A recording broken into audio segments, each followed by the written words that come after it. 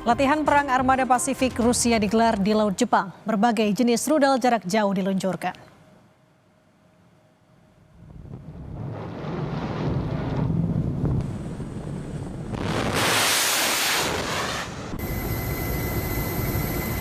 Latihan tembak pada Senin waktu Jepang merupakan bagian dari serangkaian latihan armada Pasifik Rusia yang berlangsung sejak 16 hingga 30 Juni.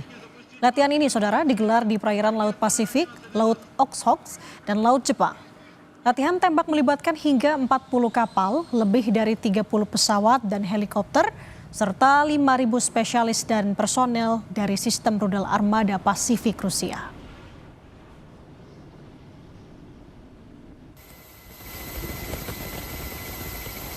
Ракетная атака. Комплекс «Рог» к бою. КР номер 3, пуск.